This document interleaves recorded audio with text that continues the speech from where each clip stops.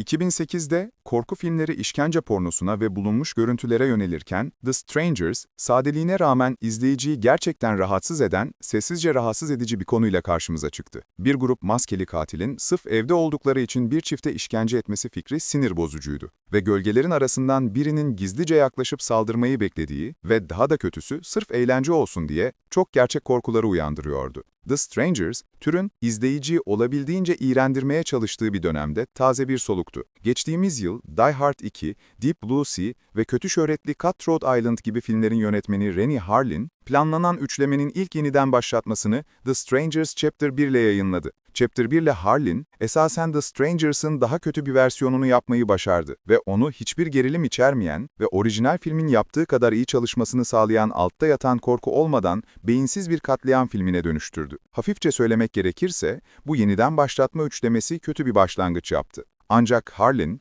bu filmleri ilk etapta korkutucu ve ilginç kılan şeyin tamamen yanlış bir hesaplaması olan The Strangers Chapter 2 ile bir şekilde bu seri için yeni bir düşüşe geçti. The Strangers Chapter 2 nedir?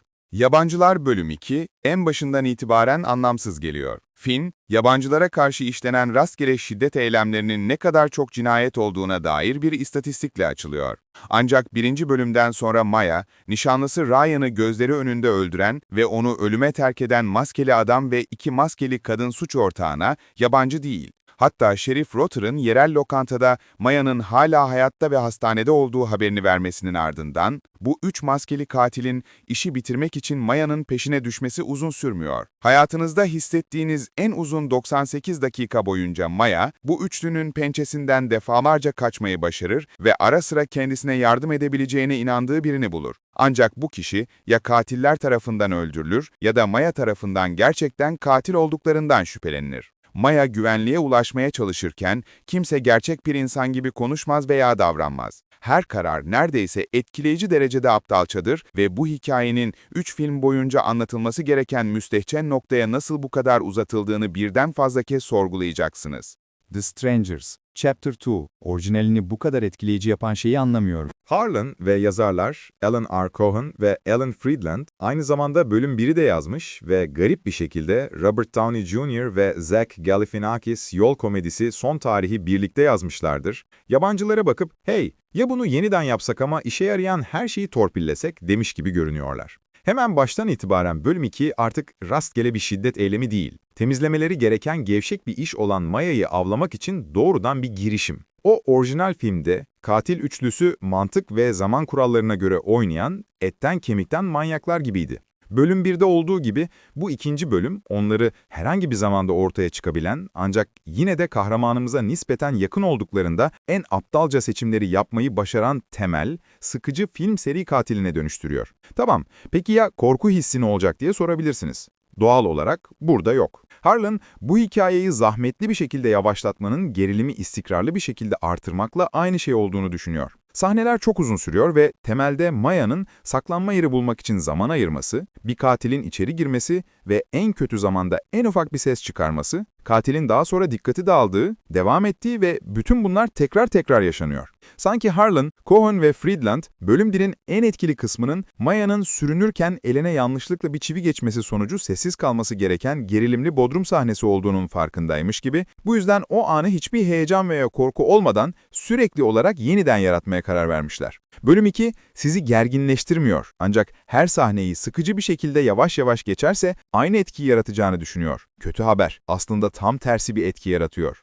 Yine de sorabilirsiniz, bu katillerin anonimliği biraz heyecan yaratıyor değil mi? Özellikle de Maya potansiyel olarak katil olabilecek karakterlerle tanıştığı için mi? Kesinlikle hayır. Maya'nın tanıştığı karakterler ya çok bariz şekilde katil değiller ya da gülünç derecede abartılılar. Daha da gülüncü, bölüm 2'nin çocukluklarına geri döndüğümüzde bu üçlü katilin gerçekten ihtiyacı olan şeyin bir köken hikayesi olduğuna karar vermesi. Tekrar ediyorum, yabancıların içsel dehşetinin bir parçası, hiçbir sebep yokken saldıran herhangi biri olabilecekleri düşüncesi ise kim olduklarını açıklamak bunu tamamen ortadan kaldırıyor.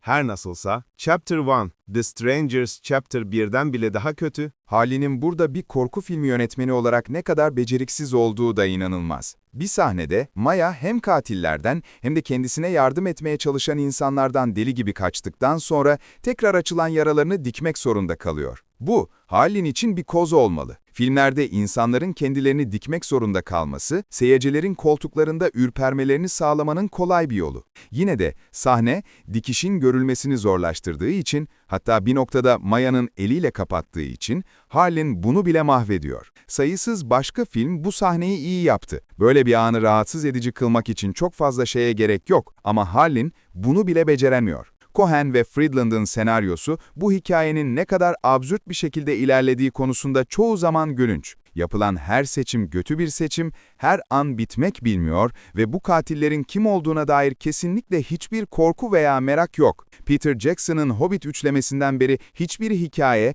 tamamen gereksiz hissettirecek şekilde 3 filme bu kadar uzatılmamıştı. Film, ilk filmin olaylarını özetlemeye çalıştığında, bu filmlerde ne kadar az şey olduğuna dair kanıta ihtiyacınız olması durumunda. Sadece birkaç hızlı cümle alıyor. Ama en azından bölüm 1 ile 2008'in yabancılarının hikayesini yeniden anlatmaya başvurabilirlerdi. Burada, bu evrende kendi hikayelerini bulmak zorunda kaldıklarında tamamen çaresiz kalıyorlar. Bir noktada bölüm 2, Maya'yı terörize etmek için devasa bir yaban domuzu tanıtma ihtiyacı hissediyor. Ve bu yeterince kötü değilmiş gibi, yaban domuzunun kökenine bir geri dönüş bile görüyoruz. Sanki ikinci bölüm, ilk filmi sağlam bir korku filmi yapan şeyin dışında neyin işe yaradığını görmek için her şeyi duvara fırlatıyor. En azından Madeline Patch, son derece zayıf bir senaryo ve korkuyu beceremeyen bir yönetmenle elinden gelenin en iyisini yapıyor. Sahnenin gerilimini yakalayan ve filmi izlerken hissetmemiz gereken duyguyu bize gösteren etkili bir performans sergiliyor. Film, Patch'in burada sunduğu dehşetle boy ölçüşebilseydi, bu üçlemenin bir şansı olabilirdi. Ancak The Strangers, Chapter 2, 2008'de başlayan bu hikayenin yorucu bir şekilde çarpıtılmış hali. Kimse, The Strangers'ın neden işe yaradığını hatırlamıyor gibi görünüyor ve bunun yerine bu konsepti berbat bir tempo, kötü adam kökenleri ve her adımda yapılan son derece aptalca seçimlerle sulandırmaya çalışıyor. Bu üçlemedeki 3 filmin de birlikte çekilmiş olması büyük bir utanç. Çünkü şu anda Chapter 3'ün bu batan gemiyi nasıl düzeltebileceğini hayal etmek zor olurdu. The Strangers Chapter 2 gerçek bir felaket. Yılın en katı korku filmlerinden biri ve bu serinin geldiği nokta gerçekten büyük bir utanç. Yabancılar Bölüm 2 şu anda sinemalarda oynuyor.